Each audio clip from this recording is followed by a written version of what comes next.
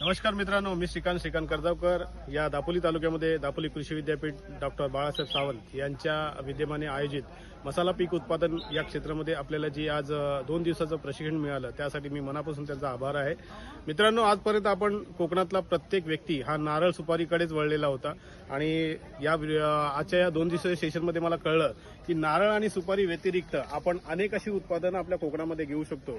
याच्यामध्ये जायफळ, काळी मिरी, त्याच्यानंतर असे अनेक वेलवर्गीय वनस्पती आणि आपल्या ह्या आंतरपिकामधून आपण खूप काही अशी उत्पादनं घेऊ शकतो ज्याला आपण स्पायसेसचा उद्योग, ज्याला आपण मसाला उद्योग असं प्रचलित म्हणतो. आंतरराष्ट्रीय दर्जावरती याला खूप मोठी डिमांड आहे आणि आज इथे कळलं की आज आपण छोट्या छोट्या जमिनीमधून खूप लाखो रुपयाचं उत्पन्न, नारळ सुपारी हे आपलं उत्पादन तर मिळणारच आहे, पण या बरोबरीला आपल्याला लाखो रुपयाचं उत्पादन या स्पायसेसमधून, मसाला उद्योगमधून मिळणार आहे. तर मी कोकणातील सर्व तरुणांना किंवा सर्व कोकण समाज बांधवांना सांगू इच्छितो की आपण आपल्या परसबागेत किंवा आपल्या ज्या काही जमिनी पडलेल्या आहेत त्या ठिकाणी अशी छोटी छोटी उत्पादनं घ्यायला सुरुवात करा.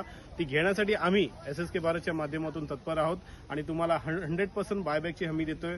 हळदीचं उत्पादन, काळी मिरीचं उत्पादन, परत स्पायसेसमध्ये अनेक अशी उत्पादनं आपण घेऊ शकतो. या हळदीमध्ये आज सरांनी एवढं सुंदर आम्हाला प्रशिक्षण दिलंय की जे आज आपण छोट्या छोट्या जागेमधून